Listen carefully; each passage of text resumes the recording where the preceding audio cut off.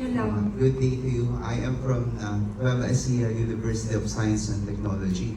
Shout out to all the NUSC students on-site and online. Look, currently, we are in the Philippines. The state of the freelance is really good because there is a measure from the House bill that is setting up regarding the Freelance Protection Act, because there are more than 1.5 million freelance workers in the Philippines. And as a young researcher, that is one thing that I think it interests me and many young researchers also. But the problem with intellectual capital, doctor, is that there is a lack of universally accepted measurements or rubrics that we can use to measure the intellectual capital, because this is contextualized in nature. Could you suggest any material or any measures that can be applicable once we try to involve ourselves regarding the intellectual capital, especially with the freelance workers in the Philippines? Yeah, thank you very much. Very good question. Very good question.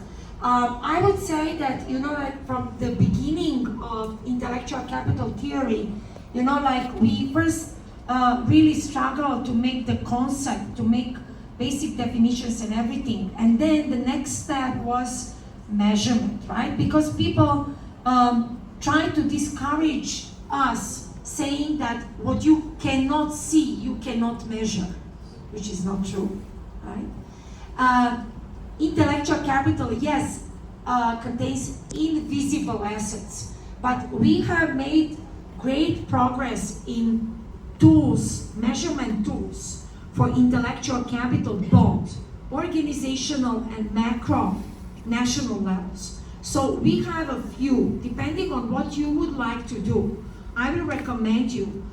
Today we have around 30 different methods for measuring intellectual capital.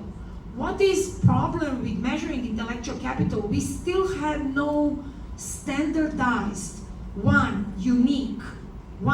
only one measurement tool to say every company can measure intellectual capital this way.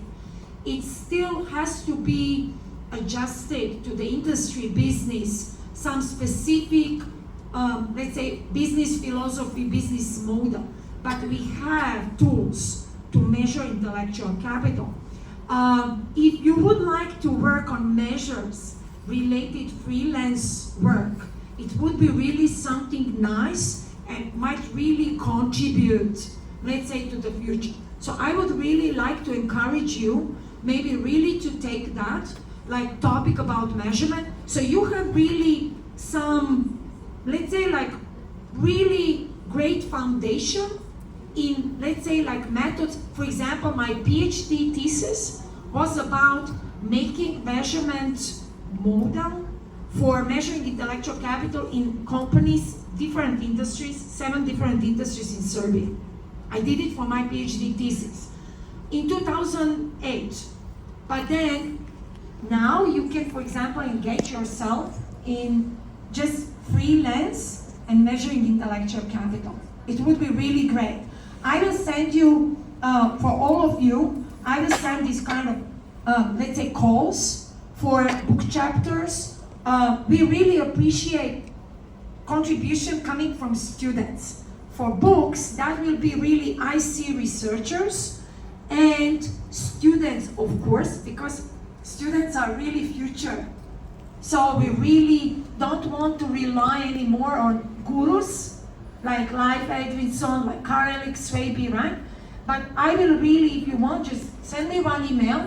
I will send you the whole literature and big names, big, let's say, like studies that you can actually start your research on. But I would highly appreciate if you can do it for freelance work. Thank you. Okay, thank you, Doc. Thank you very much. And to give our appreciation to our